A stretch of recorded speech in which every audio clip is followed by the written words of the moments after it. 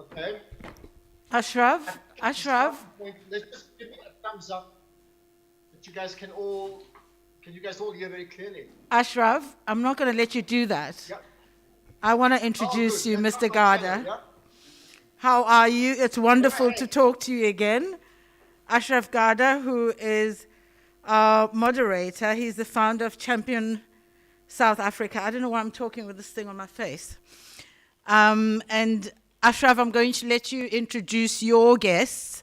I'm just going to do a bit of housekeeping and give out your number for menti.com, and I'm sure you're going to continue to do that. And that number is, the code is 859929. 859929 to engage with Ashraf and his team as we take on this session, which is the role of media in shaping perceptions about Africa. Thank you. Okay, perfect. Shallow, thank you for that. Right. So let's get cracking right away. When I was asked to moderate this particular session, uh, it resonated with me completely. One, because I'm a South African, which means I'm an African, and number two, I'm committed to building my country and my continent into a champion nation, as has been mentioned. I drive a movement called Champion South Africa with one stated goal: to move South Africa from a mid-table nation to a champion nation. But now that's all I'm going to say about that. I think what we have to talk about today is critically important: the role of the media in shaping perceptions about Africa. I have my own views about that, but your views really matter a whole lot more than my views. Now, from an audience point of view, first up, what I need to know. Okay, I see there's an echo coming. I'm not too sure why, Lucy. I should be absolutely fine on my side. Let me just see. Is that any better? Is that better? Just give me a thumbs up. Yeah. I think it's better now. I can sort of hear that. Right. Okay. I'll get moving anyway. So the important things from an audience point of view, because we want audience participation, and I want it now, not later on, now. So that Mentimeter number, which you need to use your mobile phone. So all of you in the audience in Cape Town and wherever you are in the world, just pick up your mobile phone and dial in 859929. That's that. So go to mentimeter.com, right? Then dial in that particular code, 859929. And there's a few questions we can ask, but here's the one that I want to ask you right away, okay? So we've got three options. Does the role of the media in Africa, does it reflect the reality, good or bad, whatever that is? B, is it largely positive? And B and C, is it overwhelmingly negative? I want you to comment now, even before we start talking. You just comment. We will check that up just now. I've got four panelists who I was going to say we're late, and I was tempted to say it's African time, but maybe it's a case of it's Africa's time as opposed to African time. Because for goodness sake, we can't talk about this continent of ours being a champion continent for the next 50 years and still nothing happens. So if it's going to be our time or Africa's time, then we as individuals, as citizens within the continent must understand, in fact, it's our time. We need to make some really important decisions. But in doing that, the issue of the media is critically important too. So I'm going to go through the panelists very quickly. First up is Tola Babalola, who's the CEO of Wild Dreams Company, based in Lagos in Nigeria. Tola, just give me a thumbs up, right? Because I know we push for time, so just give me a thumbs up that you're there. Then we have Busi Ntuli Adebule, who's the CEO of Trans Africa Radio. Busi, good to connect with you. Thumbs up to you too, right? And then Gugu Ntuli, who's the Group Executive for Corporate Affairs and Marketing at the SABC. Gugu, good connecting with you. And Maurice Martin, who's the Station Manager at Channel Africa, which is also part of the SABC. I understand, Maurice, good connecting with you. So that's the four panelists. Depending on the time we have, we will have Q&A later, so I want to get your thoughts. But vote now. Please, from an audience point of view, vote now. Vote right away. What I'm going to do, however, some of the panelists may present or talk and then dash off because of time constraints. So I'm going to go first up to Tola Babalola. Appreciate your time and your patience, Tola. So you've got about 10 minutes, unless you want to leave earlier. Either way, make sure you get the message across. That's really important. And I think your views about the role of the media in shaping perceptions about Africa is something I'm going to make some notes on. So go ahead. All right, thanks, Ashraf. So I really want to talk about two things, and that is macro moments and micro moments. So in Africa, we don't have a lot of macro moments. Macro moments, if you're going to look at it, sending a man to the moon is a macro moment. Apple inventing the first iPhone is a macro moment. Tesla, shooting a car into the moon is a macro moment. There are so many macro moments across the globe that create and shape perception about how we view these cities. Dubai being the destination for tourism has a huge macro moment, in terms of tourism and top destination across the world.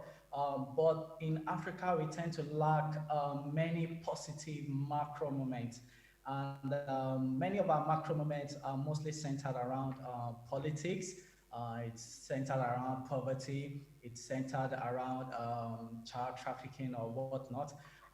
A few of our macro moments lies around, say, sports and entertainment. And that is why, for instance, in Nigeria, the Nollywood is the second biggest in the world in terms of filmmaking and market size. And what the media in Africa has mostly been focused on is on macro moments, especially the mainstream media. So we tend to focus a lot more about our politics, the instability in different political zones, wars, and all of that, but focusing less on the micro moments. Now, what we need to do in Africa in telling our story and shaping our narratives is telling more of our micro moments, the story of the African spirit, the story of the entrepreneurship spirit that we all own in Africa.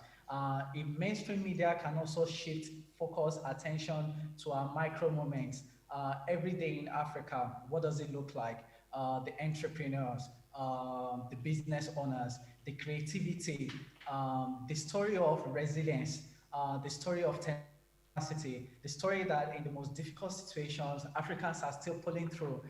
If we begin to shine more light in our micro moments, the narrative about foreign and international media about Africa will begin to change. And this is what social media is really doing. Social media has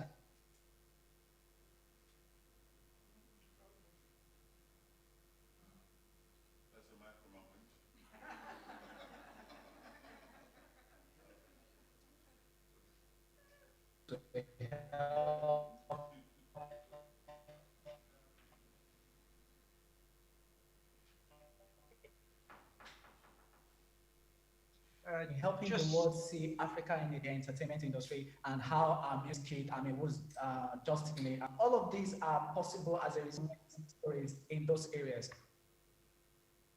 Am I back online now? Yeah, we just lost you for a minute or so, but just go ahead. I think we can hear you now, right? Okay, so I was talking about how in the entertainment industry, we've sort of like leveraged more on our micro moments, telling our stories to the world differently, and how we've been shaping how the world perceives African music and the rest of it.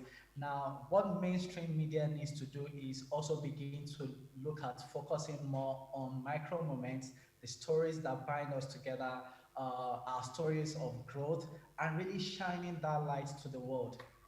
Thank you. Okay. You want to say any more, Tola? You're done?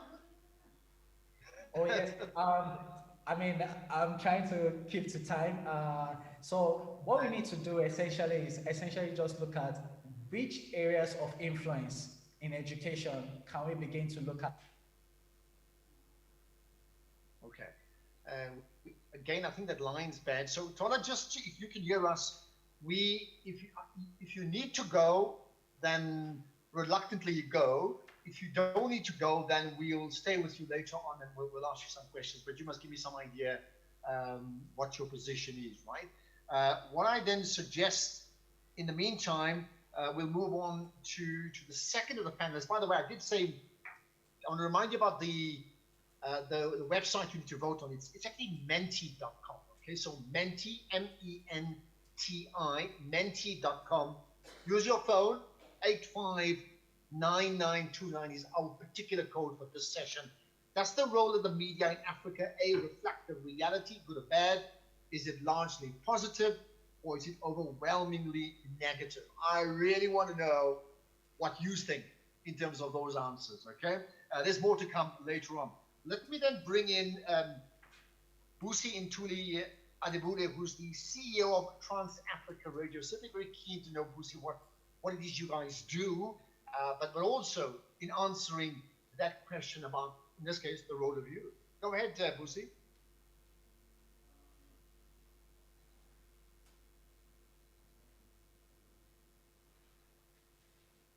I think, Busi, you need to unmute yourself. Sorry. You just need to unmute yourself so we can hear you.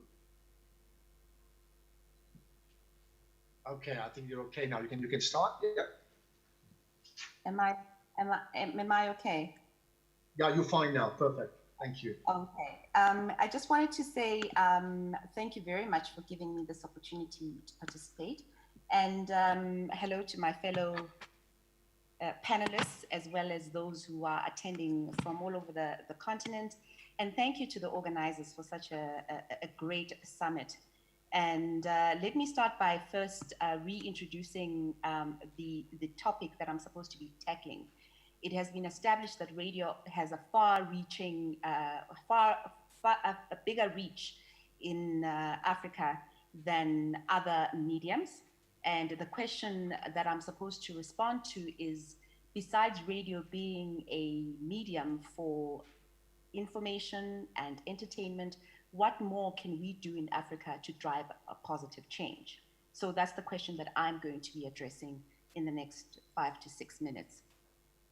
So incidentally, 20 years ago, Trans-Africa Radio, prior to Trans-Africa Radio really being established, we found ourselves asking this very question: what more can we do to drive positive change in Africa through the medium of radio?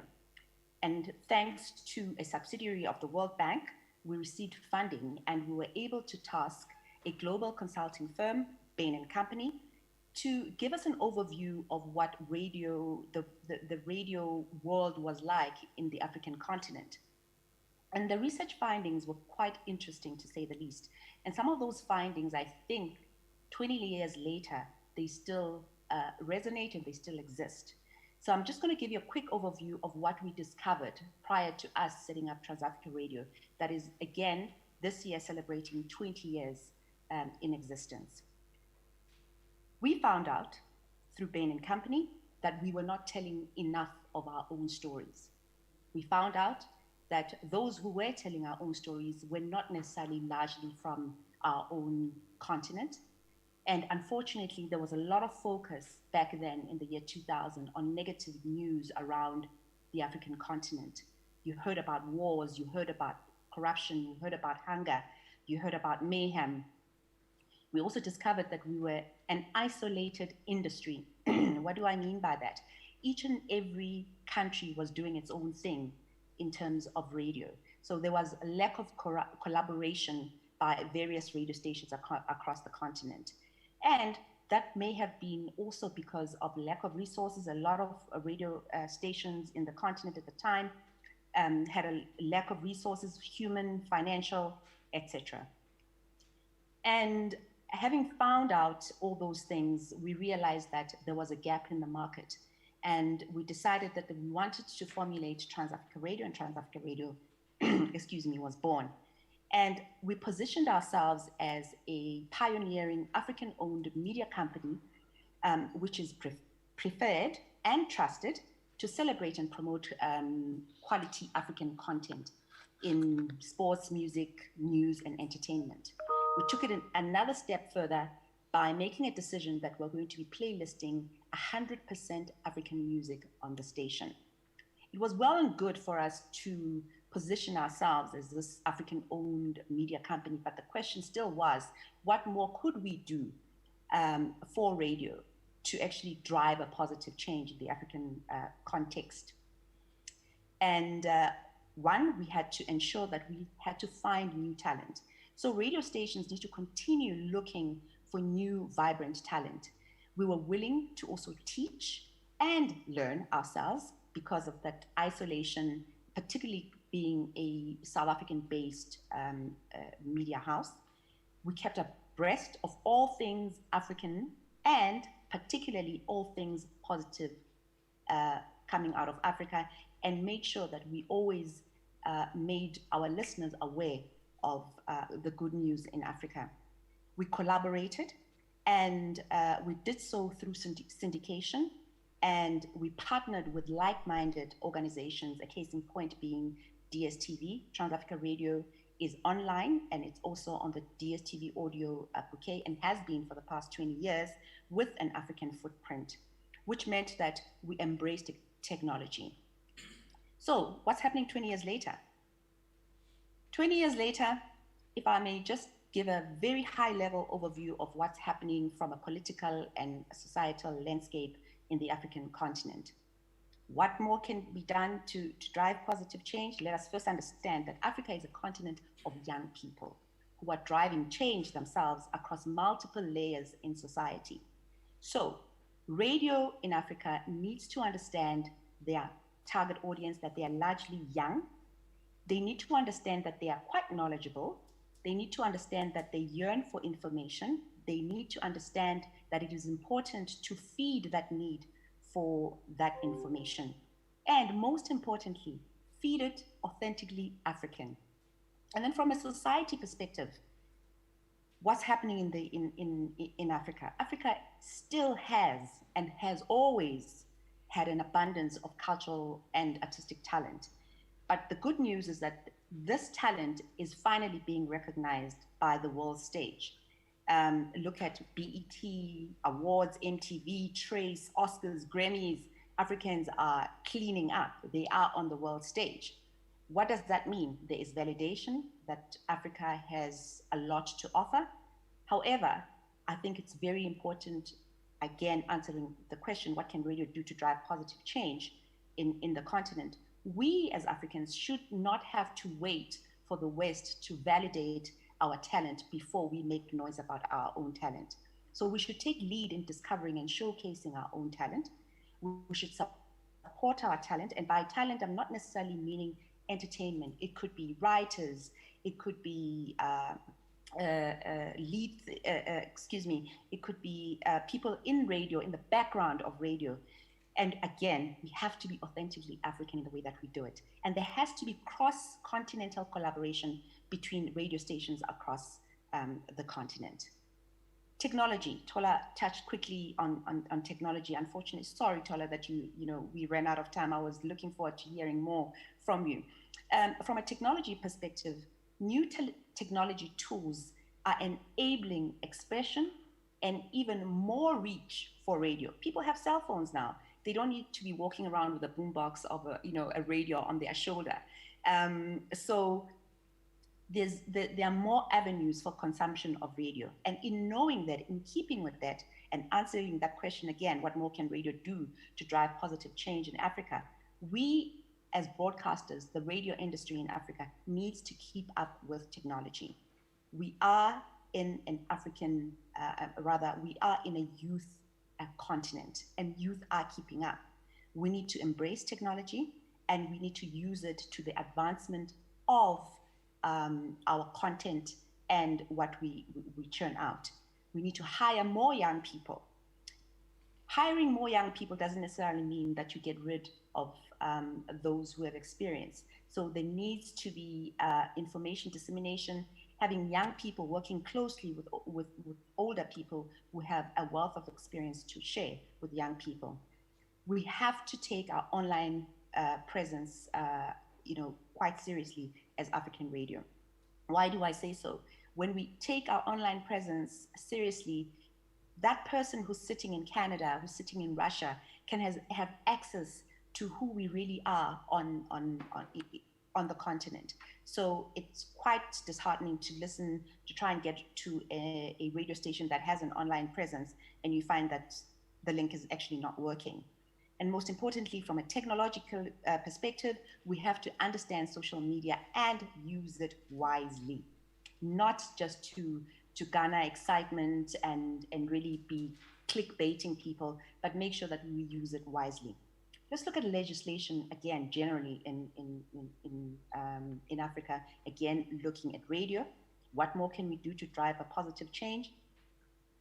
Media law is more complex as the growth and disruption of new technologies actually happen.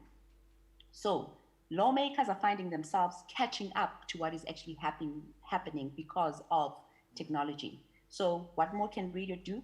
Yes, we must respect the law. Trans-Africa Radio, for instance, is also online, over and above being on the DSTV audio bouquet. We are online. And ICASA is right now not regulating online radio. But does this mean that we can do as we please, that we're not going to honor what radio is supposed to sound like, the rules and regulations? No. So it is important, even for those who are running online radio stations, to still respect the law and true radio in its purest form. And at the same time, radio broadcasters, whether they are community broadcasters, whether they are national or online, we all need to influence lawmakers and get them going. And then from an environmental and corporate citizenship perspective, looking at the African continent, again, wanting to answer what more can radio do to drive positive change, there are more and more voices in Africa that are pushing for environmental and corporate citizenship. And as a result, we need to understand that as radio in Africa, we need to promote and protect the well-being of our communities, our artists, and continue to be torchbearers of radio broadcasting and content production, true quality content production in Africa. We need to seek out and nurture raw talent. That's what we love to do in Trans-Africa, at Trans-Africa Radio. And we need to nurture our talent constantly, seek to guard and protect our continent and its people. How do we do that? We do that through education, discussing issues around climate change. Climate change is a very important aspect or subject that needs really a lot of attention in the African continent. Issues around health, poaching, food security. And most importantly, we need to work on standing up for unpopular causes and make them popular. A case in point is xenophobia. South Africa, unfortunately, has had issues around xenophobia. And it is important for us not to necessarily say xenophobia is bad, but by playlisting, as an example, 100% African music, we are embracing our African content, we are embracing our African stars. And people tend to then realize that this Nigerian, this Zimbabwean, this South African, all these stereotypes, these people, we all have a lot in common: music, talent. And again, we have to be mindful of the power of the power that we actually possess as broadcasters. How do we say things? What are we saying? And lastly, before I leave, we are living in the times of COVID-19. What more can we do to drive a positive change in the radio space during COVID-19? The answers are endless. But my question is, if you think you are too small to make a difference, try to sleep in a closed room with a mosquito. That is an African proverb. Thank you very much. Well, there you are. Well, thank you for that. I have to tell you, I need to listen to Trans-Africa Radio a lot more than I have bothered listening up to now, because I think you stated a good case for us tuning into it, okay? Now, I must check with you your time, right? You've got time, or yes. You need to run? No, I've got time. I just need to make sure that too much information, but I have to pick up my daughter, and I will let you know when I have to leave. But I'll do that. I mean, I could ask you some questions now, or I can just, right? But if you need to run earlier, then you tell me, and then we'll get you. No. I'm going ask you. Okay, perfect. So I'll defer questions until later on, then, right? Sure, Is no that fine? problem. Yeah. That's Okay, awesome. perfect. Thank you. Just to tell the audience, I mean, people are asking their own questions, and that's great. I will pick up on those questions just now. But in terms of that poll that we've been asking, um, the role of the media in Africa in shaping perceptions, we had like 3 options. I can tell you by like virtually 60%, the responses so far, it falls short of expectations. That means the role of media falls short of expectations, right? But you can vote as well. So that Mentimeter and that you just go to the website. 859929 is the code for today. 859929. Bev, who's been monitoring it, she's like insisting that you have a voice, you have a vote, and you need to vote. So you need to do that right away. menti.com, menti.com. Do that right away. Some people have done it, others haven't done it. Please do so right away. Okay. Now, let's move on then to the third of the speakers that we have, and that's Gugu Intuli, who's the Group Executive for Corporate Affairs and Marketing at the SABC. So we're going to exit Busi for now. Gugu, welcome, and hopefully you're not muted so we can hear you right away. Yeah, Gugu, welcome. I wouldn't say welcome to the show because that's a language you'd understand, but certainly welcome, Gugu. Thank you, Ashraf. Awesome. I'm going to share my screen because I'm just going to, I've got a few slides and that will just assist me. I hope you can hear me. We can hear you and we can see you. Perfect. Go ahead. So you've got 10 minutes max, right? Thank you. Okay, great. Let me just quickly share my screen. It says disabled participant screen sharing. Can you just enable screen sharing, please? Okay, I think from the technical side, can you guys do that? You'll be able to share your screen. There we are. Okay. Yeah, all right.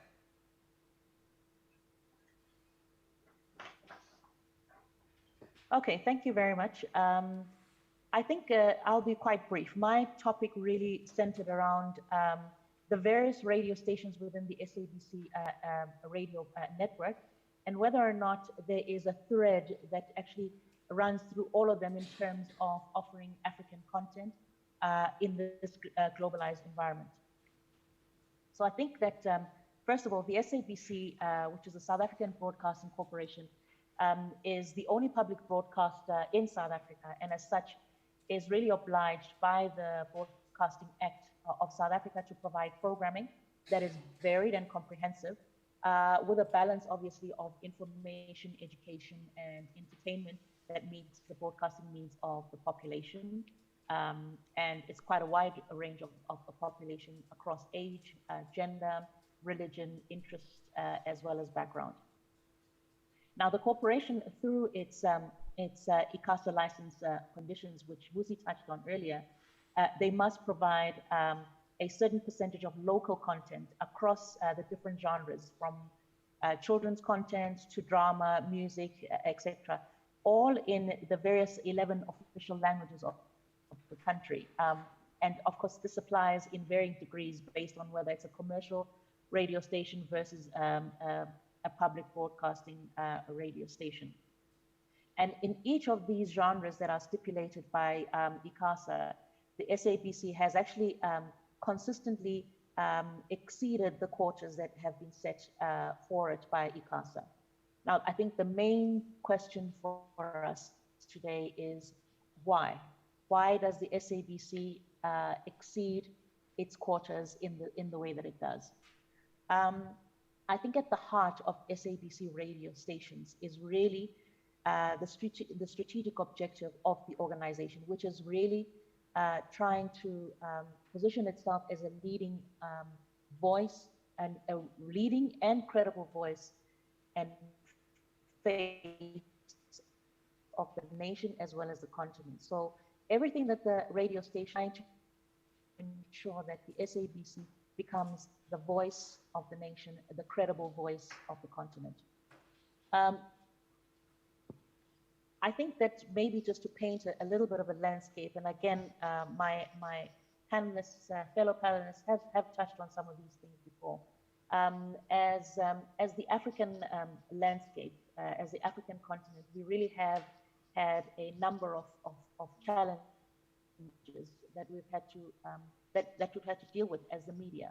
And many of these have been our Achilles over time in terms of being able to be more responsive to what the audience are looking for, our listeners are looking for in terms of content. I think firstly, of course, our history is that we don't come from a history that has been very kind to the continent. We've endured slavery, we've come through colonization, and now we're battling with a neo-colonial agenda that effectively ensures that African states are continue to be dependent and continue to be subservient to their previous colonial masters. And as such, you know, as the African continent, we have really had a voice dependent on global media platforms and global media houses from North America, from Europe, from the Middle East, and more recently from the Far East to tell our own stories. However, things are changing, and I'm so pleased that Mrs. Adebule is on here because she is definitely one of the pioneers in this space in terms of African-owned content, radio content. We certainly are seeing a marked transformation around radio content across the continent, and much of it really is fueled by technology and changes in technology, and also we are also seeing Africa becoming a continent of opportunities, you know, as opposed to the previous narrative where we were just a lack of food, terrorism, etc., migration issues, and the lot. And one of the reasons, again, also highlighted by both the previous speakers, is that really because we are a young continent, we are adopting new technologies a lot faster. Most Africans, really, particularly the younger ones, have access to a mobile phone and thus are able to connect and communicate with the world much faster than we've had to do in the past. And then, of course, I think a proliferation of new African stories told by Africans and its institutions such as Trans-Africa Media, SABC Radio, that is all becoming a much more common than what we've had in our past. Now, with the previous slide that I highlighted, there were a number of platforms, obviously, that the SABC Radio has exceeded the amount of African content African content that is supposed to deliver. Primarily, really, it's because of the passion that SABC Radio has for content that is authentic, that is specific to and relevant to the audience that it's serving. So it's not just about fulfilling a mandate, it's about actually meeting the vision and the mission of the organization. Now, the radio platform, we consist of 18 radio stations, and each of these 18 radio stations embark on various projects that are promoting African continent, promoting the African continent and promoting African content. So for example, we can see on this particular slide, SAFM has got dedicated programming that is specific to that specific segment. Radio 2000 has broadcasts and events that are cross-border across Swaziland, for example, the Reed Dance. We're also starting to see a lot more streaming of the 18 radio stations at the SABC, and the primary consumer of this content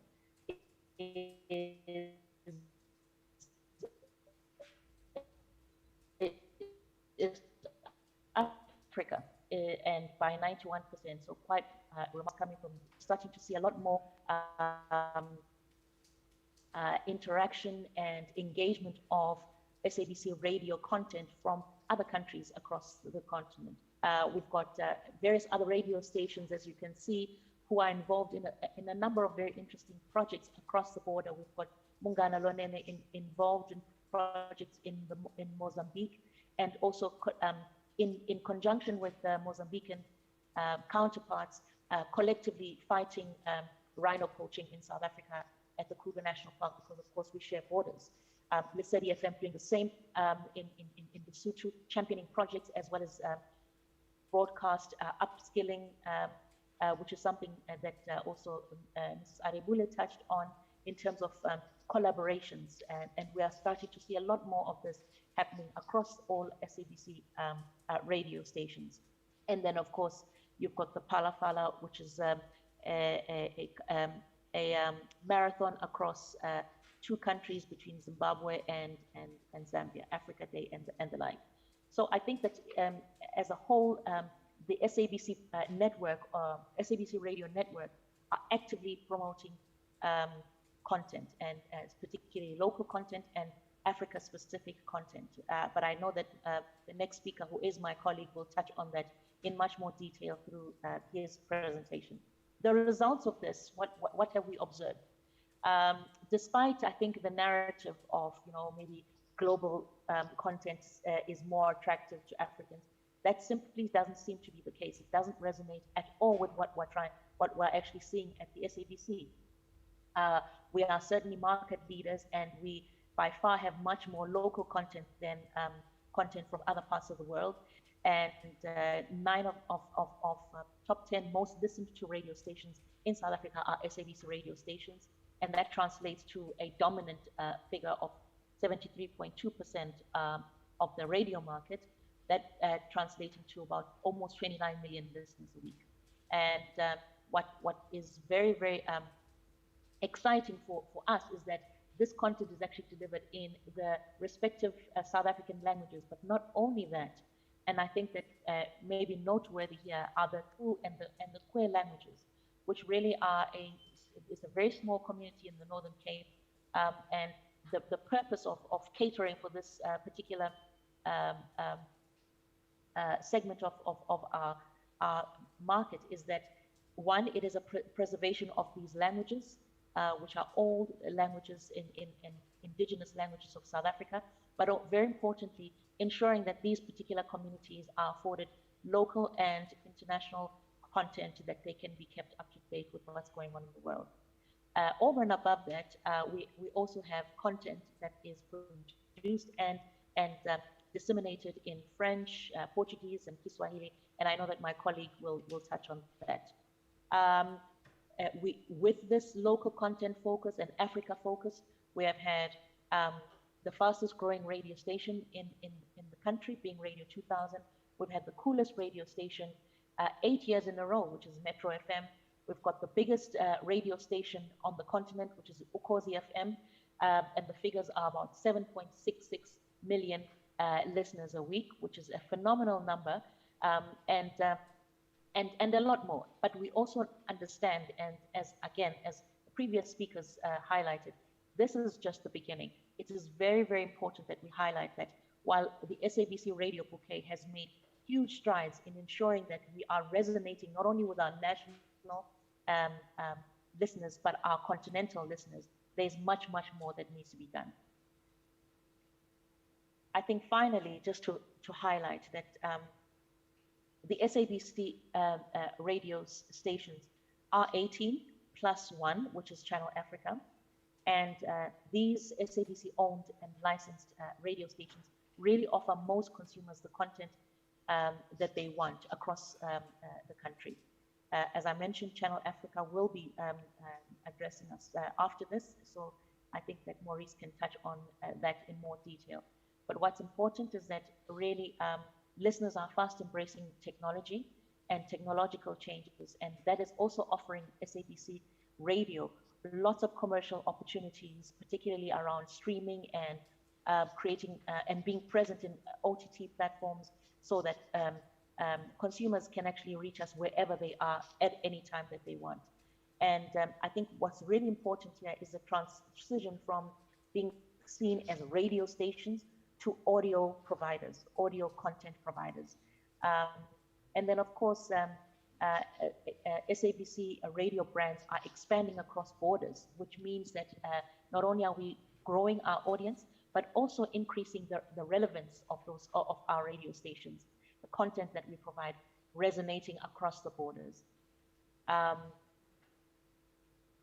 then I think also important to highlight is that Africans really do want to see themselves reflected and want to hear their stories told on SABC Radio. That is why, for example, our reach and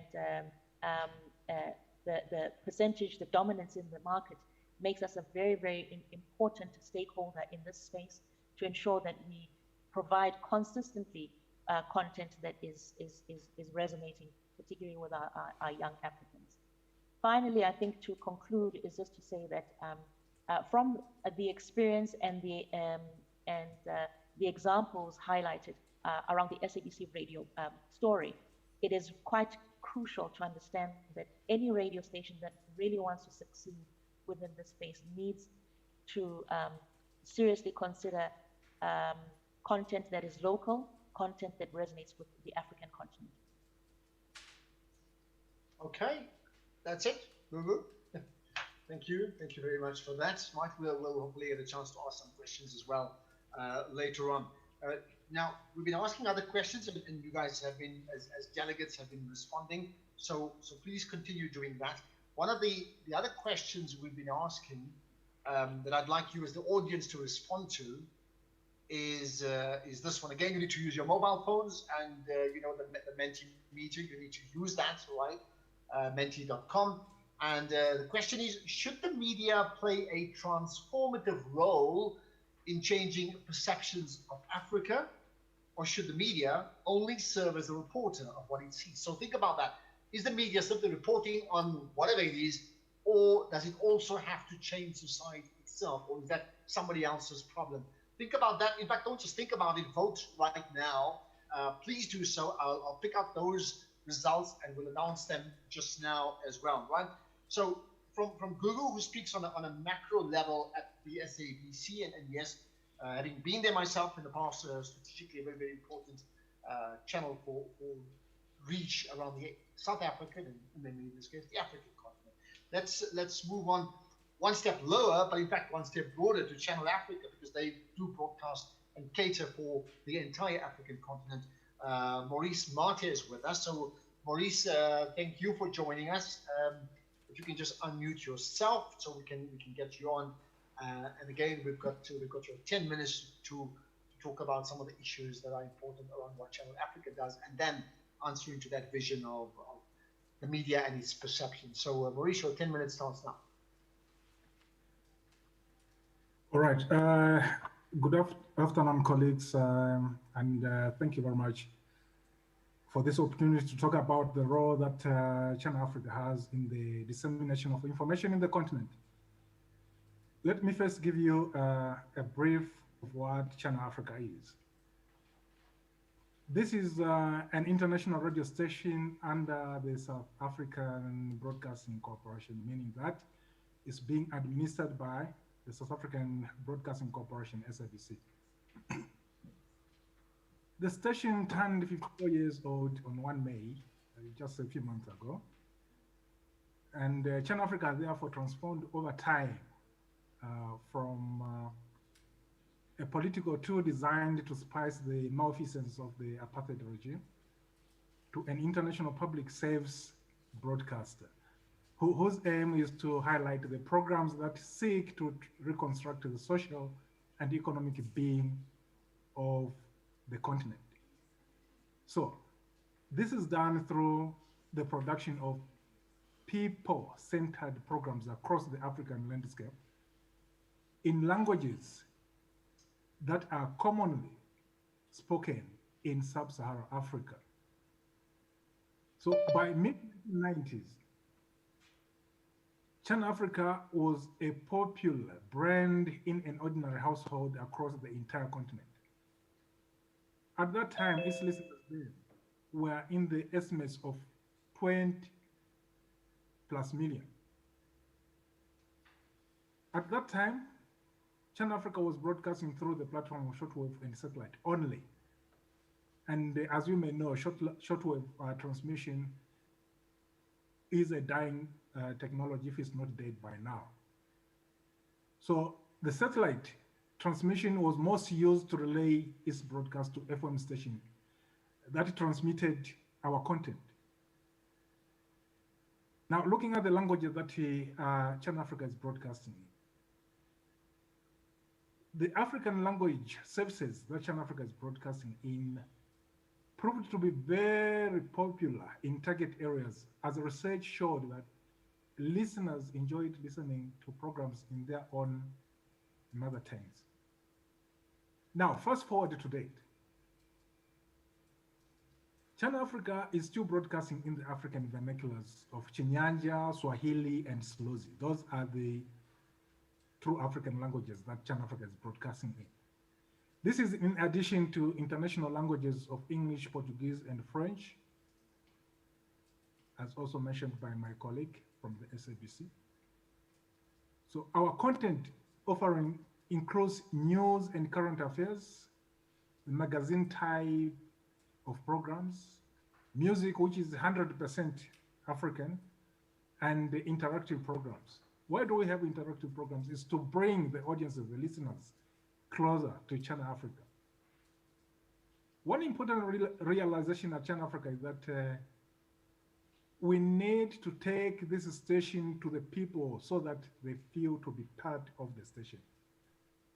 That's what we are striving to right now.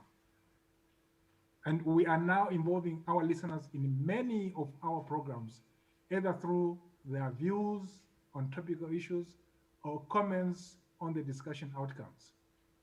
When it comes to current affairs, our approach is testimony to our value proposition, which is bringing to the listener accurate, quality content. So we are independent in our approach to the news, take responsibility, and broadcast with impartiality. And this is what defines Channel Africa. It is these values that the listener has identified with Channel Africa that makes the listener be part of Channel Africa and feel Channel Africa is part of the family. We offer the platform for dialogue by bringing all the opposing sides together in discussions that seek to address issues raised by our communities in the continent. So Channel Africa here is a platform for the African dialogue. It is this impartiality and credible information that has been recognized by our listeners across Africa that has hooked a listener to our brand.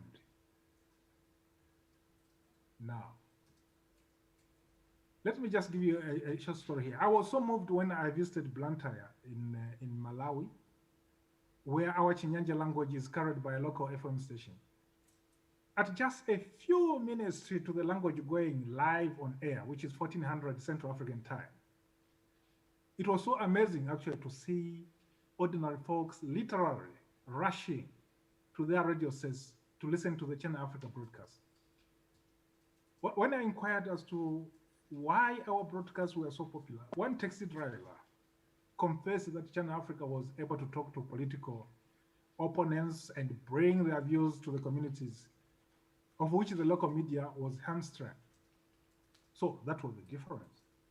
This experience repeated itself in a town called Mongo in Western Zambia.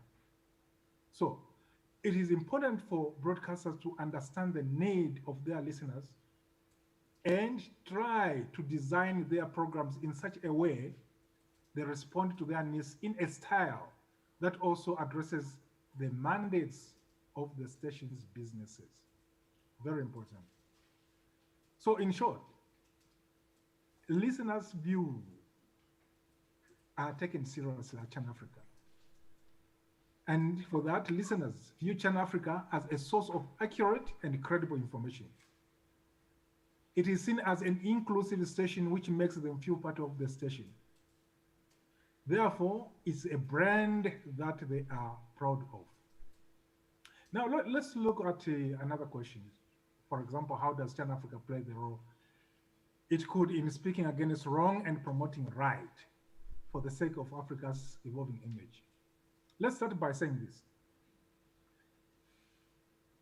Channel Africa prides itself as a broadcaster that delivers its content from an African perspective.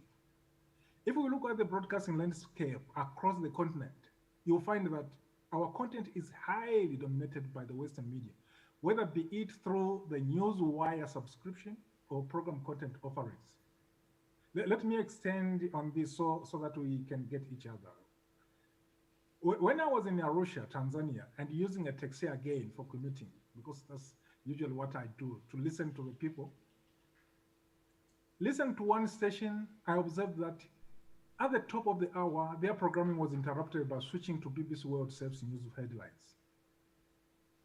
After the headlines, the station's programming returned to its normal programs, which are local programs. Then I inquired from my host whether many other stations also played the BBC headlines on the hour, of which he mused in affirmation. He said it was a trend for many FM stations playing such headlines at the top of the hour. So I experienced the same type of taking the BBC headlines also at another FM station in Lusaka, Zambia. And also it happened in Manzini, Eswatini, and also in Windhoek, Namibia, although this time in Windhoek it was Radio France International supplying the headlines. But then those that are engaged to find out why there wasn't an African broadcaster laying its headlines to a local station, the response was almost the same. And the response was, where is Channel Africa's content? Because we want it here. Indeed, they want our content there. And we are now geared to distribute our content through a number of partnerships that we are creating with FM stations. Already, 42 radio stations are rebroadcasting our Kiswahili language on a trial basis in the Central and East African region. So I'm talking about the East DRC and the Great Lakes region. We are also preparing ourselves to enter into massive partnership agreements with many FM stations so that we can reach as much African populace as possible. Although we are on internet and satellite transmission, we feel a cheaper terrestrial network would assist in achieving our quest, of which quest is to see the reconstruction of Africa. So this is where we are moving. Now, talking about development, redevelopment of Africa. How are we going to do that? We have designed a program that talk to this mission. For example, our African Dialogue program, which airs from 11 to 12 Monday to Friday, promotes peace, development, and prosperity. We have also another program, which was recently incepted at Channel Africa, which is called African Insight. This program comes between 8 and 9 every Wednesday. So this program talks to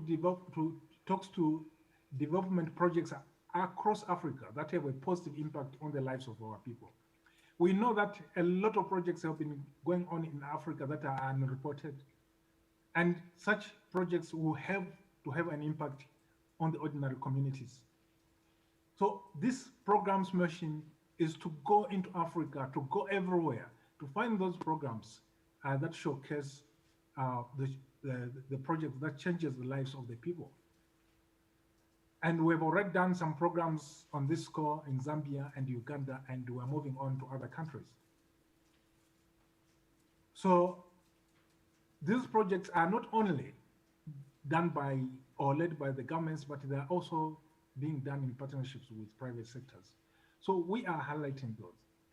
Among our programs, we have those that talk to health, as my colleagues have mentioned from Trans-Africa region. We also have programs that reflect South Africa as a key role player in continental and international affairs. We have, for example, a program that talks to the African Union and its program, and the program is Vision 2030. And I can mention many, even those that talk to tourism in Africa and South Africa. So, from this content direction, Channel Africa is able to correct a lot of negative narratives that says Africa is so much a dark continent that is ever devastated by wars, famine, economic ruins, and diseases. Through our glasses, we see good stories coming from ordinary people, of which stories highlight achievements, be it in the sphere of economic, social, or political. So it would, therefore, better for China Africa to reach all corners of the continents to bring out these good experiences that will shine the light of hope to many. So as a strategy to have an inclusive public service station for the African continent, China Africa is looking forward to be on a continental-wide radio signal that will reach both the poor and the rich alike in rural and urban Africa. The goodness of that kind of a signal is that you are independent because your content will be propagated to wherever is needed without any interference of any government. Because sometimes if you bring in those interviews, that seems to be very critical of certain government people, you will find that they'll block that FM station that you're partnered with. So the signal that would competently achieve this is that of digital shortwave or DRM 30. And this is the project that we are busy or currently working on. So our content is also distributed through the digital media platforms of podcasting, social media, and live internet streaming. It can therefore be accessed by our African broadcasters and sisters in the diaspora, so they can learn and also know what is happening back home. In so doing, we are contributing to the narrative that says Africa is full of hope and on a roller coaster for development. So this is, in short, China Africa story, the voice of the African Renaissance from the African perspective. Over to you, Ashraf.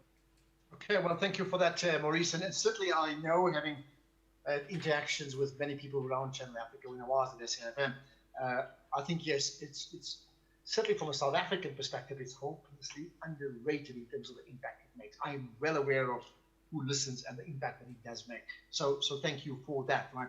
So we've got about another, say, 15 minutes maximum of questions that I'll put to you guys, and we'll certainly pick up some from the audience as well. We asked that question, by the way, regarding the to you, the delegates sitting wherever you are online and in Cape Town, around the role of Africa and whether it should actually be around the role of the media and whether it should be a transformative vehicle. I can tell you now that okay, we haven't had hundreds of messages, but certainly from the vote line, people have voted. At the moment, it's 100%. Okay, but you can change the sample, continue voting to menti.com, and you've got that code. I know it's stuck up on the in the auditorium walls as well. And vote even now in terms of what should that role be. Is it transformative, or should it just simply report on the realities and do nothing else? So I'm going to, in fact, do just that to the three of you, because I know Tola's gone away, unfortunately, right? So Maurice, let me start with you on this one now. If you can help me because of time, so the answers mustn't be too long, because I'd rather ask more questions with shorter answers than less questions with long answers, right? On this question, very quickly, yeah. I mean, is it the role of you see, when we talk about changing perceptions, right?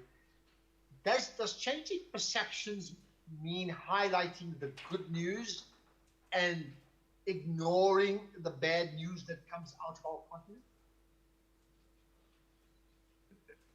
No, Ashraf, I don't believe in that. It's not only highlighting the good news and then relegating the bad news. But to me, changing perceptions would be in the form of the content that you are delivering. It has to be balanced. You have to reflect the reality and let the people decide on what they think about the situation.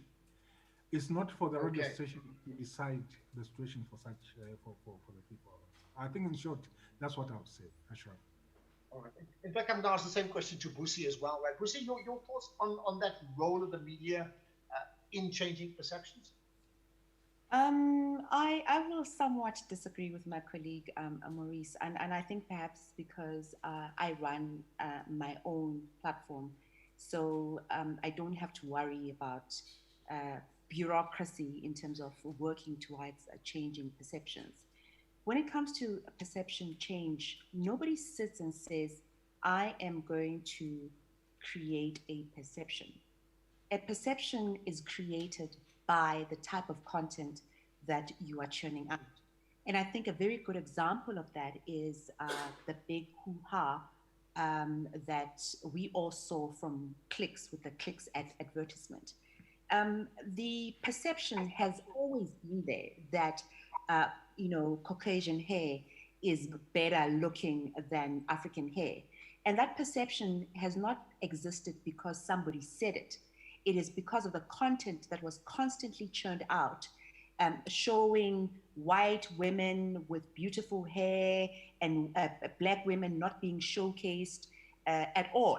And what happens is that the perception is created that beauty equals this type of straight hair. So there should not be a decision that I'm going to change perception. You just do it. And the more and more you talk about issues, the more and more you churn out a particular type of content, the more people's mindsets change. Just a quick one. African music, when we started, was seen as, oh, you playlist 100% African music. It's probably going to be some music from some obscure village somewhere in Ngutu. I'm sorry for people who say Ngutu. I like Ngutu. I've been to Ngutu. But it's a perception thing. And the more and more people listen to us and they realize that African music is AKA, it's Burna Boy, is Sauti Soul, all these musicians from all over the African continent, then they realize that African music, the word African is no longer a dirty name or a name of something that is old and not with it. So I do, in closing, you don't necessarily, you have to keep on doing the same thing so that the perception can actually be changed. Okay, got that. And Google, your thoughts on that issue as well, because I think it's an important one. The role of, let's say, the SABC.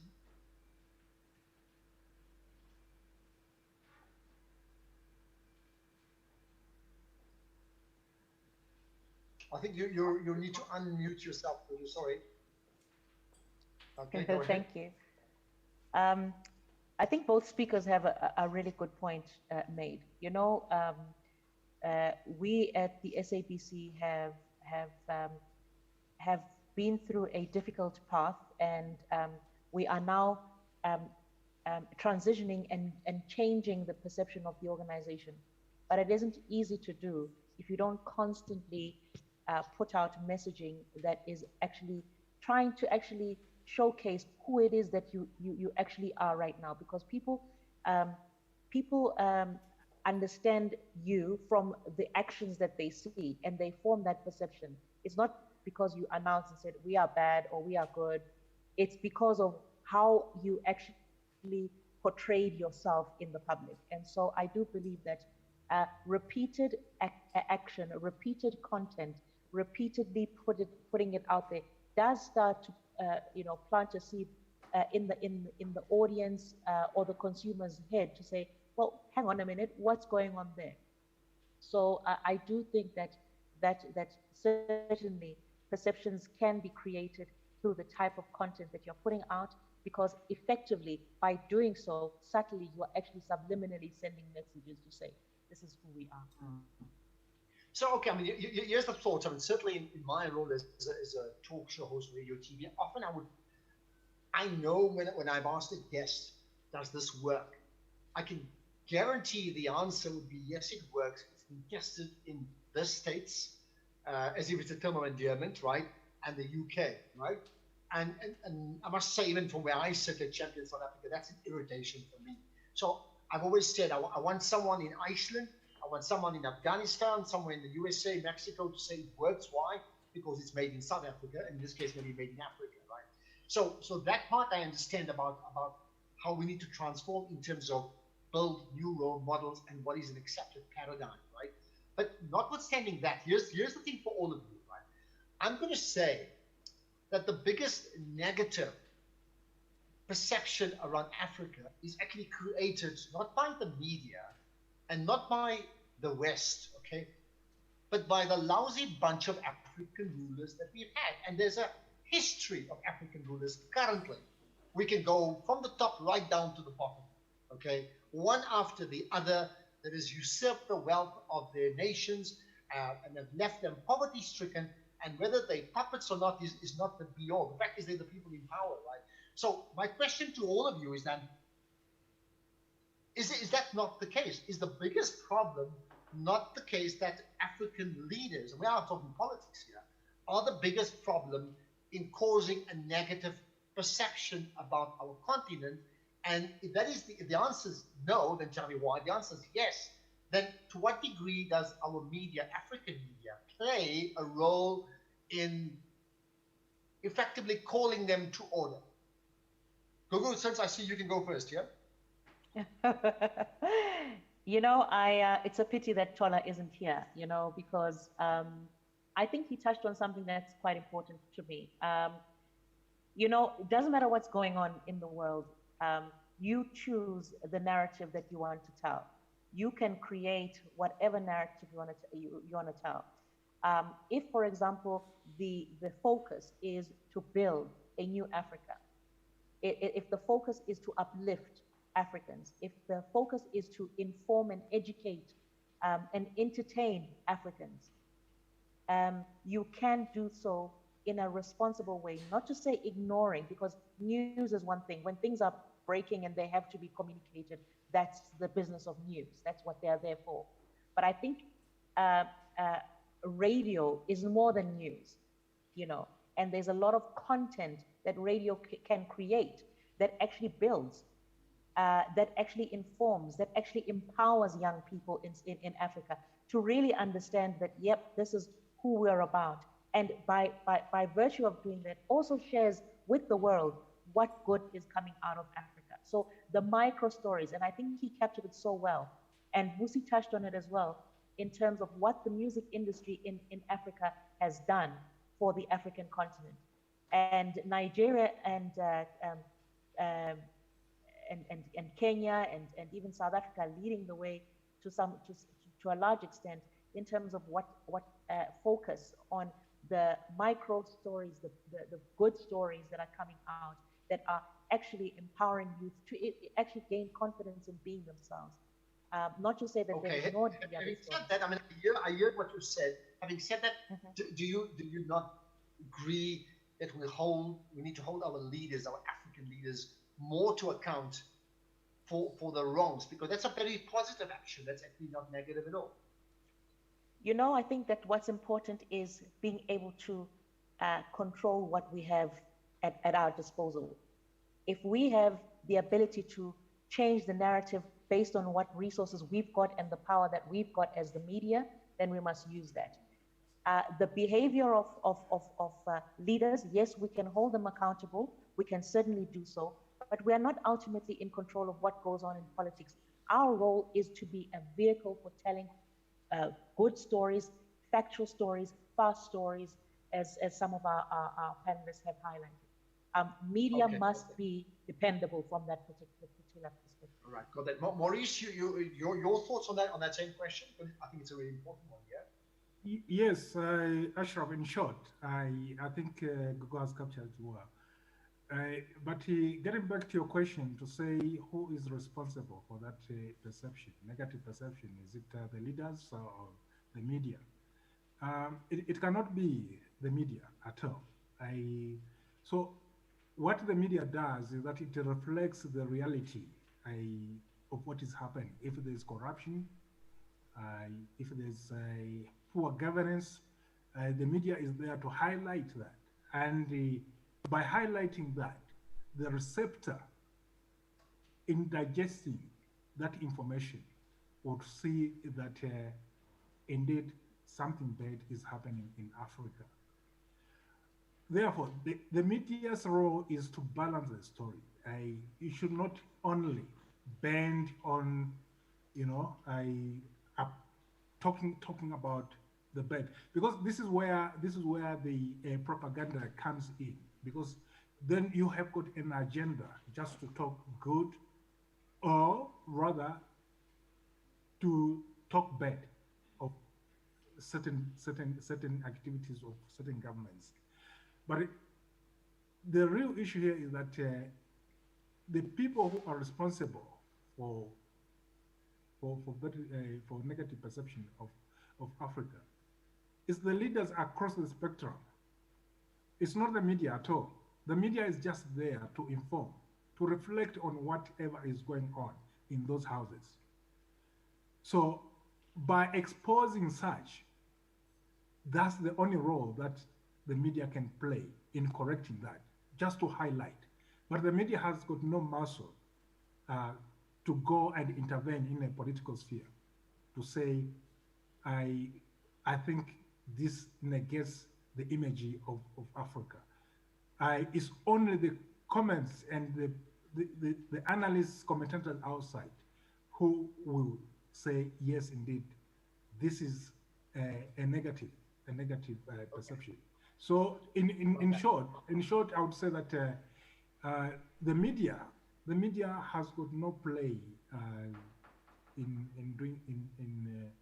in creating that kind of a perception, a negative perception. It's created by.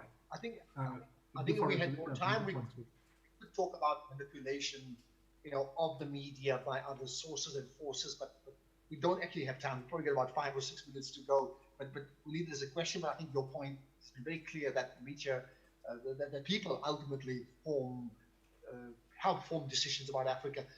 Busi, you need to unmute yourself, and I'll put that same question to you about your thoughts about speaking about those that are in power that help shape our perceptions of our own continent, positive or negative. Yes, I do believe that our leaders in the African continent, some of them, not all of them, do also contribute to the negative perceptions of the African continent. I totally believe that's true. And I do agree with my colleagues, Maurice, that at the end of the day, we cannot ignore that. So we do need to hold them accountable, but that should not be our only focus.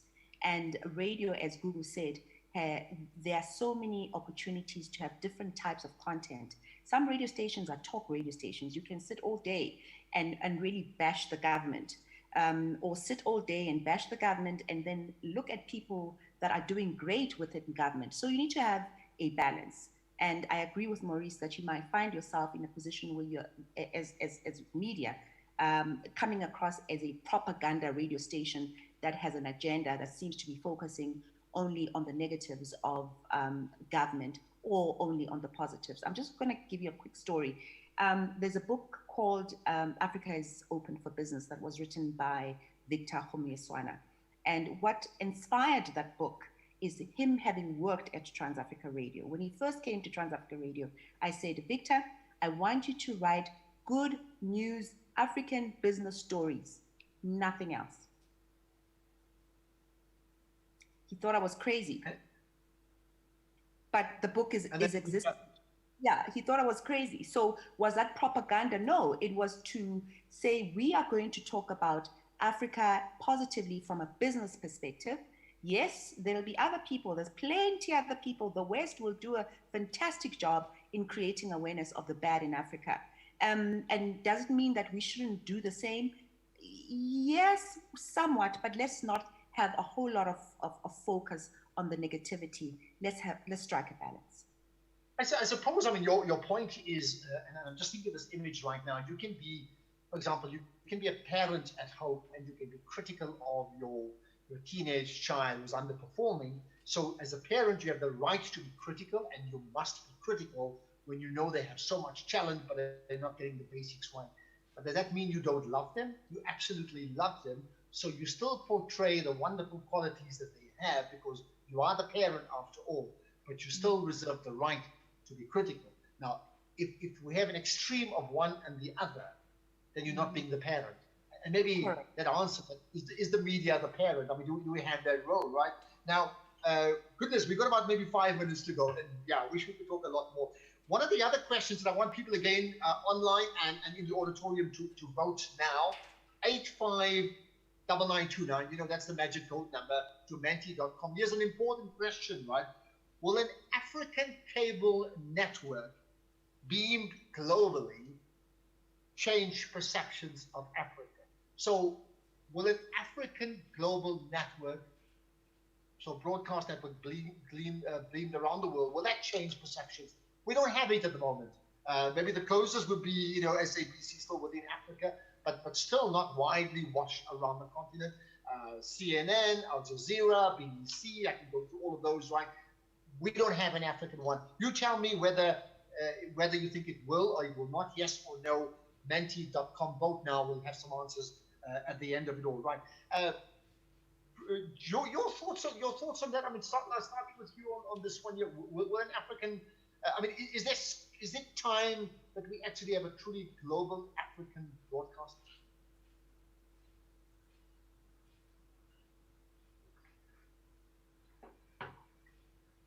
You want to answer that, Lucy? I probably should have told you that. Yeah. Yes, you should have. Absolutely. Go ahead. Absolutely, it is about time, and the only way to do that is for us to collaborate. So this is not something that can happen in isolation. Can you imagine if there was collaboration and we made a decision that we can do this? There's fundraising. It can be done. CNN, when CNN actually came into being, there were a lot of naysayers, and look at CNN now. And the time is now. And I think that indeed there is an opportunity for us to do that. And I do agree that the sooner the better. And I want to host a show on that channel, and I'll get Victor as well to talk about Africa for business. Yeah, you're hired. But I think that's the point. The privilege of saying we are African, we are broadcasting to Beijing, we are broadcasting in Istanbul, we're broadcasting to Washington, and this is Africa. And I think we don't actually have that at this point in time, right? Which brings me on to the other point. Perhaps Google, you can answer this one here, right? Should we portray Africa as a continent, or should we portray it as a country? Google, you go. We need to portray Africa for what Africa is, and it's a continent of diverse, rich, very similar but vastly different people. So I really don't subscribe to this notion of Africa being a country. I think it's quite insulting, actually, and it's quite ignorant. And it is for this reason I believe that we need to champion a global African cable network that actually does produce authentic African stories that can be actually portrayed in the way that Africans want to be portrayed, and not, the child with the fly and those days are gone. And I do believe, and I have to say this, but I do believe that SABC is probably closest at this current stage. But at the same time, to Busi's point, we need to have collaborative approaches to everything. It's a big project. It requires substantial amounts of investment, of capital investment, but it's certainly something that Africans who are really serious about changing the narrative have got to pull their hands together and do, because ultimately, how can you ever expect us to change the narrative if we're not going to change if we're not going to be telling those stories ourselves globally? Absolutely. Maurice, here's a question to you then. I wish I could have asked all of the same questions, but they're just so important, right? But Maurice, here's the thought. What, in your opinion, is the USP of Africa, the unique selling point of this continent, to create empathy, to create an emotional connection to the continent, to also create the business case for people to do business, to come and visit Africa, and understand the different layers that Africa possesses. But can we say we have a unique selling point, Maurice? Yes, I think so, Ashraf. I think the unique selling point of Africa is the uniqueness that Africa is in. We are full of reaching all types of minerals that are getting out of this continent to the other worlds for processing and then taken back to Africa. Africa is where business is, untapped business that is there. If you look, for example, through technology and communication, you'll find that there's a potential to reach millions of Africans through the cell phone broadcasting, because a lot of people have got cell phones. So the unique selling point to me is the uniqueness of the African continent and the potential that it holds for the continent development, because it's still developing. And therefore a lot of investors are looking into Africa to come and invest and develop this continent. So there is quite a lot of potential. And if we move into, hello. No, carry on. Sorry, carry on. Yes, and if we look at the program that have been implemented right now in Africa, although we have got still got guns blazing in certain parts of Africa, but I think comparatively, I think we are doing well. The continent is becoming peaceful, and therefore I think it has got the potential to attract a lot of investors to come and invest in this continent. Okay, now we've had, there's a ton of questions from the audience, and there's no time, unfortunately. So what I'm going to do is I'm going to ask the coordinators to pass those questions on to all the delegates, including myself, in the hope that we can perhaps reply to that some other time, and then it can be passed on to the delegates. I think there's some really, really important ones. But I'm going to ask one question to all of you, and then we'll wrap up. But before I do that, Lucy, here's a question. It's come from a delegate, right? About to what degree has social media now replaced mainstream media as the #1 social informer and therefore shaper of opinions about the African continent? Lucy? To quite a large degree, for those that have access to social media. So not everybody has access to social media. So there has to be a balance there. But I think that media has to be part of the social media world. And gone are the days where you have to sit and write a story, send it to your editor to actually read and make sure and spell check. But at the same time, we need to be careful as media, again, competing with social media, whereby you have fake news being quickly disseminated by media on social media to try and be first to break the story. So a balance needs to be struck there. So social media does sometimes break a story prior to the media, but it's okay. I think media still has a responsibility to verify a story and make sure that and build on that story. And there'll always be more news to actually provide. The guys on the streets of social media will just say, as an example, so-and-so has passed on. And media has to find out, is it true? How do they pass on? And media can always catch up and provide that information. So there's a little bit of a problem there. So social media is really troubling media. Another whole discussion. Okay, here's the last thing. We're going to wrap up here. I'm going to put the same thing to all three of you. Okay, so think of yourself in an elevator. You have this elevator pitch where you can speak to someone of massive influence in the world that will change Africa if you just give them the right answer. And that person would ask all of you, right? Starting with Google, so you know that, right? The person will ask all of you to say, you're in the media space, all three of you, because you're four of you.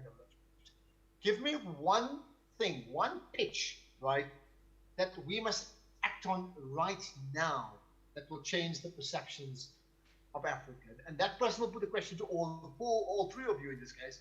And you've got 1 minute to answer it. Go ahead. Yes, no, I think that it's not an easy one, for sure. One thing that we should do as a media to change the perception of Africa, I think we need to collectively make an effort to put out positive stories about Africa, to tell those stories that are untold, to reach those areas that are unreached at the moment, because there are so many stories that are positive, that are empowering, where there's absolutely no technology, there's nothing, but there's so much positivity happening.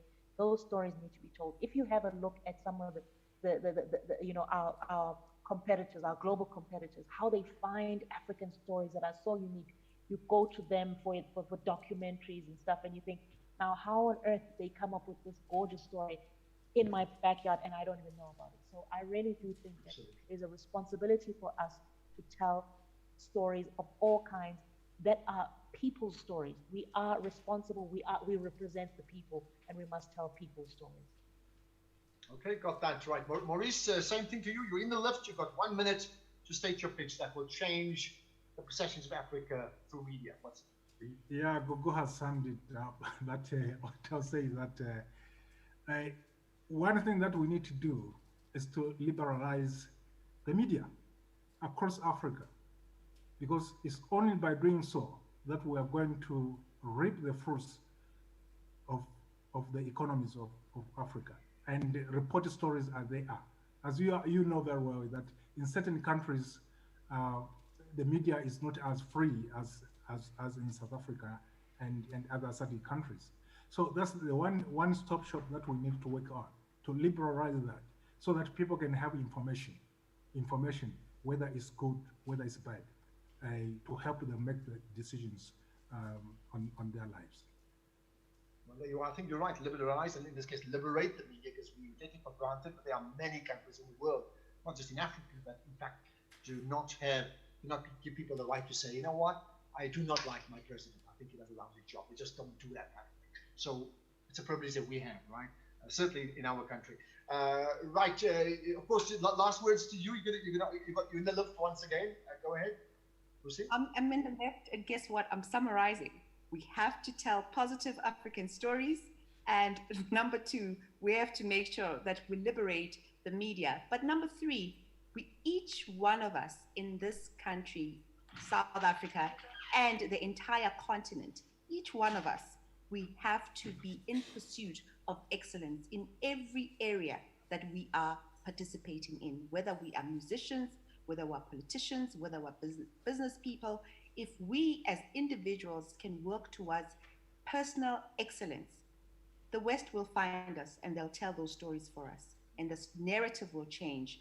And gone will be those days when back in 2000, they were telling stories of mayhem and corruption, but they'll have so much more to talk about Africans in the different areas of whatever it is that we're doing. I think that you're right. I mean, and this resonates, that you can say what you want about what the people do in the media and everything else, but if the people collectively choose to be average, then we can only portray average. If the people collectively choose to be mediocre, then to a degree, that's what you're going to have to portray. If there's no unemployment, we can't talk about unemployment. If there's no unemployment, for example, right? So excellence resonates certainly from where I sit as driving champion South Africa. And I'll repeat this point for me because it's important to me. I say this often, right? I say, champion people build champion people, and champion people build champion nations. So if you want to be a champion nation, for goodness sake, put your energies to try and turn people into the champion people that we so desperately need in our one country, duplicated across the 50-odd African states, to turn this continent into a champion continent, right?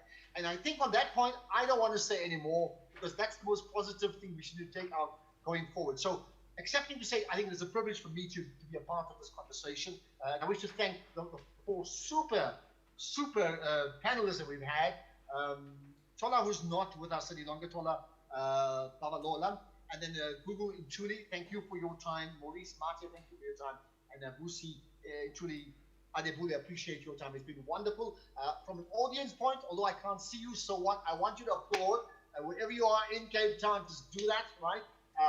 And from the organizer's point of view, if you're able to take a picture of all of us on the screen so we can share that, because I'm a social media sharer. I amplify good stories about the continent. So if you guys can take it from us, thank you very much. Beyond that, I'll leave it to the program director. But by the way, I think if I can just make a call out, I certainly would share my Twitter handle, Ashraf Danta, but please share with me as well. And then from the audience point of view, just connect with us, because we can amplify this discussion onto social media and then mainstream media. I think it's important. Okay, back to the program director then. Thank you.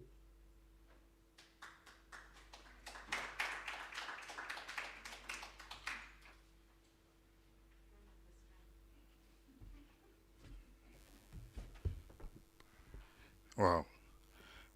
Very interesting. Can I have sound on the mic? Thank you. Very interesting day it has been, and especially this last session. I'm a bit biased about this session because I operate in the space, in the media space.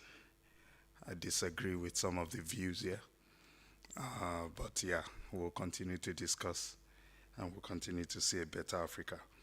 Let me just share this, that one of the very unique USP that we can leash on and strive on and treat as a very, very valuable asset as Africans is our culture. You know, if we invest more in our cultural and creative sector, it can sell the whole continent. And you will see some years back, the African culture was displayed in the movie Black Panther. And you can see that is so unique. You know, the whole world was celebrating the uniqueness of that movie, and what made that movie to sell more was the cultural display of the continent in it. And I believe you agree with me, right? Thank you, ma'am, Tuala, for coming to bail me out here as well. So, yeah, it's been an interesting day one. I'm sure we'll do better tomorrow, in the day two. And Ma'am Tuala, you want to say something? Please come here. No, I just thought we must round this up as part of the summit. Right. And of course, with what we've just heard, I wondered, we all saying we need to brand Africa, and I guess we look to the West on how modern Africa has to be. And you talk about our culture, and I wonder if our traditions and our culture allow us to be modern. So we're trying to brand something, but I want us to imagine what it is that we look like before we even try and brand it. Right. So that all of us have the right image in our minds of what we're branding, because unless we define who we are, we may be selling 100 parts of one whole. Is it possible then that we become one as the continent in order for us to sell ourselves as a brand to the rest of the world? And is that brand modern? When we talk about our successes, we're still trying to unlearn what our past was. Most of us are trying to find out who we are as true Africans. So relearning our traditions that we think colonialism wiped away, relearning our beliefs, relearning or unlearning religion and finding our own spirituality. While we do that, we're still trying to catch up with the West and be modern. We talk about a modern economy. So we need to revisit what our economy looks like, our culture, us as Africans. What do we look like before we try and gather ourselves as a brand and sell to the rest of the world? I want us to think about that, because that's not clear to me. I agree with you, Ma'am Tola. And, you know, I think it was 3 years ago or 4 years ago, I bumped into an institution that is resident at the Wits University. And it's proven that all humans come from Africa. So, you know, it's very important that we should understand what is in the continent. I tell people we don't even know what we need to give our people as news, as information. You know, and it starts with, we should first understand or dig back to where we are coming from and understand what is our identity. Then we'll be able to sell that or brand that to the world.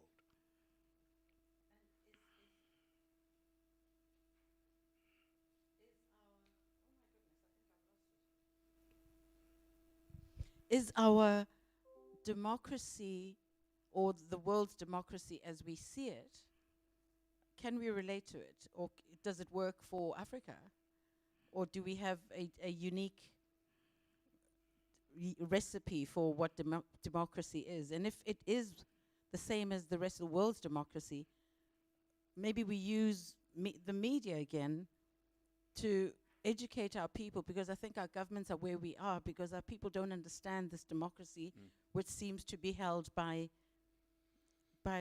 governments only, and doesn't quite trickle down to us as common people who are not in government. So, and why is that? Why aren't we understanding the way government works? Why aren't we fitting into that system?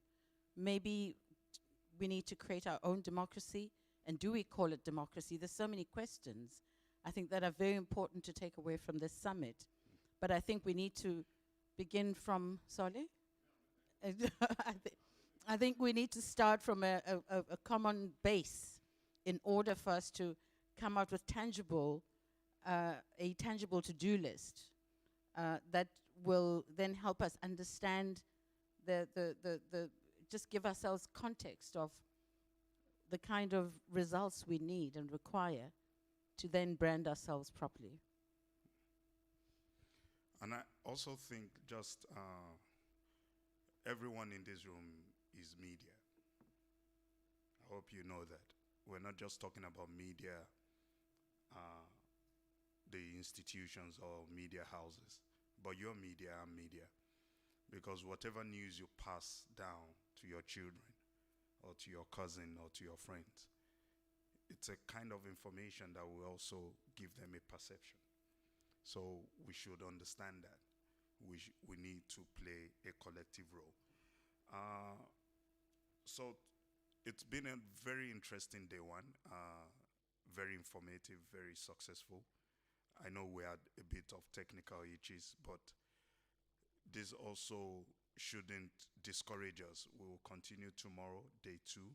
I will bring Soli up very quickly to just round up today, and there's still an event that we're going to get to later on.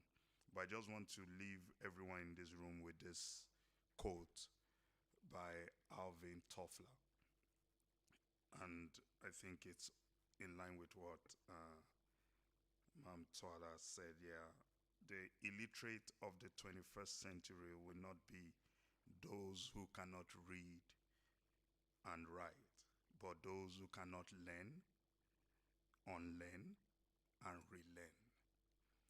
So we need, and this speaks, this quote speaks more to Africa. We need to unlearn and relearn and learn new things. Soli, please come.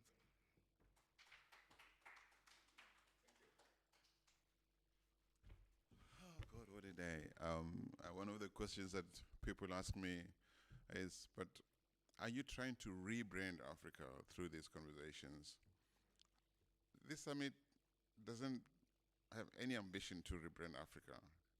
Okay, this is how we explain things to people. If you think of a brand, every brand, or think of an iceberg. Every brand, an iceberg has got the visible part of the iceberg and the submerged part of the iceberg. A lot of the branding, communications, marketing, all that fun, champagne, functions thing. It's about the visible part of the iceberg. South African tourism, all the Kenyan tourism marketing people, that's what they do. This summit is not trying to do that. This summit is interested in the submerged part of the African brand, the pillars upon which Africa sits, the values, the things that inform how the other things that are visible happen. I don't think we could have first of all, the mandate, the resources to market or rebrand Africa. That's too ambitious to even make a claim on. But we are interrogating the stuff, the pillars upon which Africa sits. We know whether we like it or not. Okay, first of all, Africa will never be one thing. We can dream all we want in terms of, it's one thing and it's not, because it's very diverse. We have very many cultures. From Egypt to Cape Town, we'll never have one culture, and it's fine. It's diverse as that. But when you're away in other parts of the world, people think Africa is one thing, and they say when there's Ebola in one country, they think it's all. At least certain people think all of Africa is affected. So there are some commonalities, and there are things that are not common, and we have to accept that. I don't believe that we can say democracy works or doesn't work in Africa. I mean, Africa is diverse. Africans are all over the world. They're in the diaspora. When you say the Western democracy doesn't work in Africa, which Africans are you speaking about? Because there are Africans who acknowledge that actually that's the way things should be run. And maybe others who are very traditional prefer to be ruled by kings and chiefs and stuff like that. What the summit is doing is engaging in conversations that are long-term conversations about the obvious things that are hurting Africa. I mean, things like leadership. It has nothing to do with culture. African leadership sucks. African leadership gives Africa a bad image. So I don't know, some of you might have seen the article I wrote for Fin24 this morning. A lot of times, how many countries are there in Africa? If you say, let's name five good leaders in Africa, chances are that people are going to come up with Paul Kagame, okay, and then stop there. The fact is, Paul Kagame is a great guy, but Rwanda is also a country of two narratives. You know, he's doing great stuff in Kigali. The visa regime is awesome. They welcome new business. They support you. But he has got an atrocious human rights record. And people don't want to talk about that. There are many Rwandans here of high caliber who are working as car guards because they run away because they can't speak. So me, solely, with my big mouth, I would never survive in Rwanda. I would be in prison, I would be in jail, or I'd be working in another country as a car guard. So I'm happy to be South African because I can say Ramaphosa is a schmuck and I won't be in prison for that. But in Rwanda, if I say Kagame is a schmuck, the next day you'll be asking, where is Soli? So I don't like Spain, okay? It's good what he's doing on the economic side, but he's also has a huge PR campaign to position himself. But he doesn't talk about, any leader who changes the constitution just for him to stay in power is a schmuck, whether you like it or not, okay? Nobody is so indispensable that only he or she can be the person to run any country, okay? And if you believe the lies that Rwandan people all agree that this dude must change the constitution and stay in power, you're naive. Speak to people, read, ask people who know what's going on in Rwanda. I'm not here to bash Rwanda. All I'm saying is we need to have frank conversations about stuff, okay? I don't think business must be separate from social justice, from human rights. All of these things go together, all right? So what kind of leadership do you want? What kind of Africa do you want people, what kind of things do you want people to say about Africa?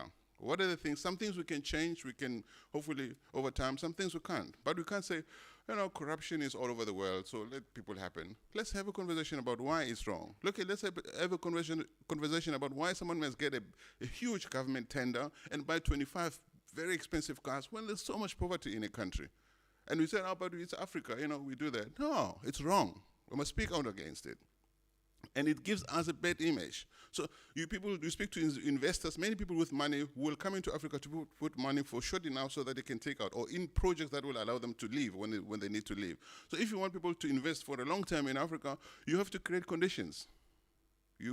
There's got to be a level of predictability, political and economic predictability. The laws must be stable. In South Africa right now, we don't know what political policies we have on what economic policies, because the governing party can't agree on which way to drive South Africa. It's crazy. We must have these conversations. So the fact that we can't brand Africa as it were doesn't mean that we cannot have honest conversations about Africa. Young people, everybody spoke about Africa is young people, we must invest in young people, and those people are having totally different conversations. All right, so we must facilitate those conversations, and we must create an Africa. I totally believe that we must invest in young people. We must create, if I were president of Africa, we're powerful in that political arena, I'd say let's invest in a research center, a Pan-African research facility. Let's put money in there. Let's create facilities, put resources aside for people to create new knowledge, to come up with technological. Everything is imported from China, from other parts of the world. Why don't we create that knowledge? I believe, nobody can convince me otherwise.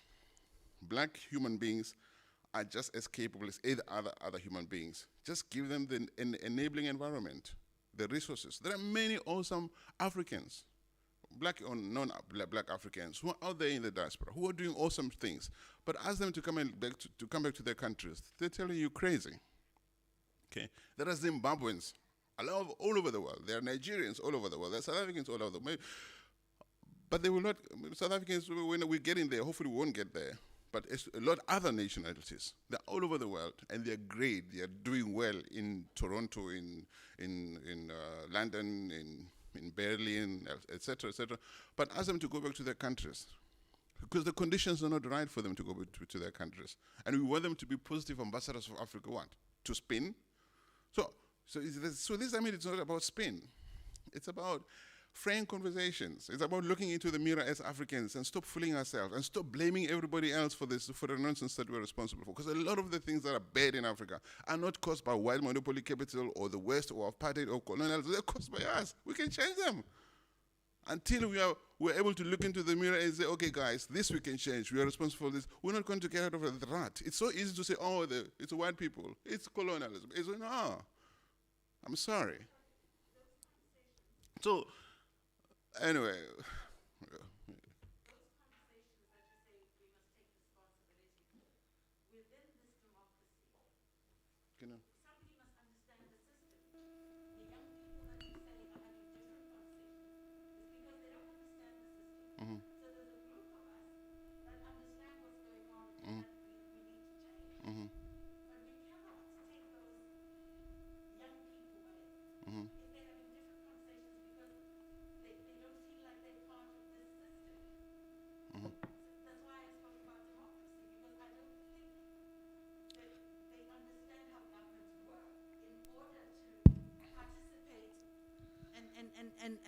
And find themselves having the same conversations that we're having. Because yes, we can have these conversations amongst ourselves, because we see ourselves responsible to change young people's lives. But how do we change their lives when we're not talking to them and speaking the same language as they speak, or we speak from the same platform that they're speaking from? Because right now it's us and them, and we believe we can have these conversations and be their saviors and change the status quo on their behalf. No, I don't want to change young people. I can't change young people anyway. No, I'm saying change the status quo on their behalf. What we can do. We're talking about empowering our young people. Yeah. We're talking about improving their lives, their future. And we cannot do that without engaging them.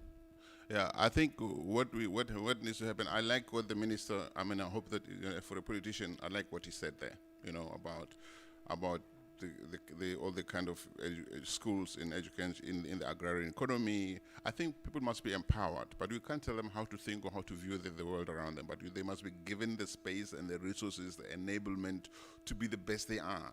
And the best they are might not be what we like. So in Africa, we're too constrained.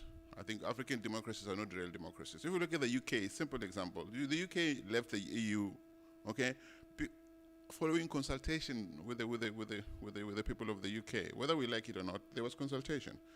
But here, African leaders go to the UA in Ethiopia, AU in Ethiopia, they make decisions there, and they say, okay, this is how we're going. How much consultation is there in Africa of the average citizen of Africa? Zero. And we think it's normal. We accept it. They are the big Makolo bosses. They go there, they make decisions for us. So maybe young people should come up and say, wait a minute, no, you can't do that. You can't make that decision for our country. You can't leave. You can't say South Africa is going to leave the ICC because a few schmucks who are afraid of going to prison are deciding that the South Africa must leave the ICC. You can't.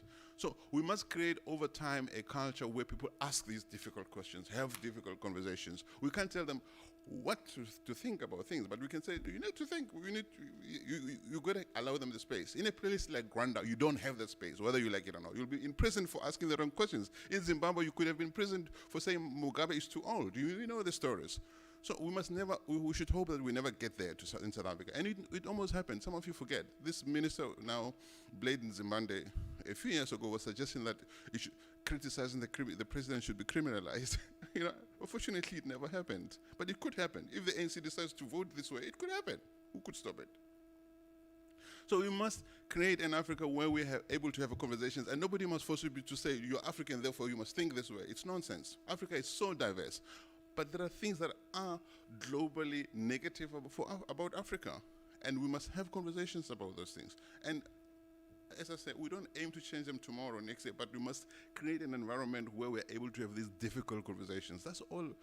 And we can go far over time by allowing that space for people to be able to express themselves without fearing to have a bullet in their head the next day or to be imprisoned the next day. And we have the space in South Africa to have these conversations. Solly, I think I agree with some of the things you've said, but the African problem needs a solution, and it's deeper than some of the things we're discussing in this room, because you cannot tell me as an African not to look at my colonizers, because my colonizers are still not interested in giving me up because of what they gain from this continent, which is my resources. If you don't tell yourself that truth, if you don't know that in 2020, that for any leader to be elected in Africa, there's a role that is being played by the West to control that because of the resources here. If you don't know your borders in Africa are inflicted by 24 military bases for control, then we are not having a discussion. If you don't know that you have not created a system, you are still using your colonizer system to govern your own people and to do things and to gain education, then you are not starting a discussion. Because the education that you still have is the education of or the systems of governance that you still have. You have not created it. Okay, so we need to have maybe a separate discussion on some of the things you're talking about. But if Congo, Nigeria, Kenya, Zimbabwe, if the decision from the West, even some of your institutions, the AU, the African Development Bank, if the West is still controlling who will be president so that they can control that, then we're not going anywhere. Okay, we are not being true with ourselves. Okay, this was supposed to be this is a long discussion. We've been having this discussion for 3 years with this man, but I need to say this. Every year we have this on the same corner, but I want to say this before I go, that I will never say there's no legacy of colonialism or apartheid to where we are today. I can't say that. I would be silly to say that.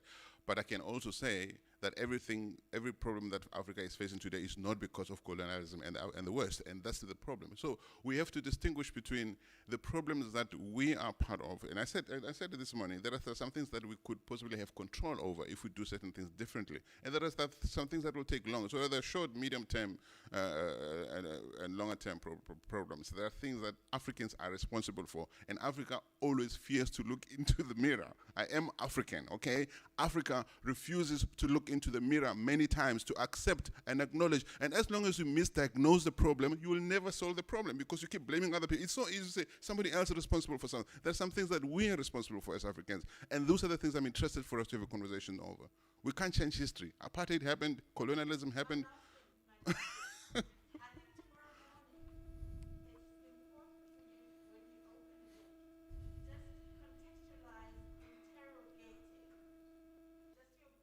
Okay. So that we all come from the same. Yeah. Okay. Because as you say, Africa's problems are big. So when I see interrogating Africa or brand Africa, I then go dig up all the things that I think. Somebody does that. So that we all understand what this conversation should. We are interrogating the potential. Read the whole thing. So that's about what happens if you read part of the sentence. We are saying what potential is there in Africa to be better. And a lot of the presentations that came here today, especially in the agri section, even in the opening section this morning, spoke to the topic. And I was really happy. So despite all the remote, all countries have issues. All destinations, all continents have issues. I'm saying, what can we do better? We can invest better in education, in the agrarian economy. We can train people. We can create schools for people. We can invest in technology. All the funding issues. Those are the things that I'm talking about. We're saying, what is the potential? there are some things we can change. Let's talk about the things that we can change. What are we doing wrong? What are we doing right? This is what the discussion is about. But anyway, this morning and people ask me, it's a very multifaceted discussion, and it's a Africa Brand Summit. But actually, as I said earlier, Africa is a complex, any destination is a complex entity, So because there are many things that fit into it. So we discussed agriculture, we're going to discuss politics, education, social justice. How do these things fit together? They do, because they inform Africa in some way. And I do believe that Africa can lead if we have the right attitude and the right leadership, if we invest in the right areas, the potential, the training. Africa can lead. If you tell me Africa can't lead in any way, get out of here. Africa can lead, but we need to change our attitudes to ourselves. Thank you very much. I hope to see you tonight.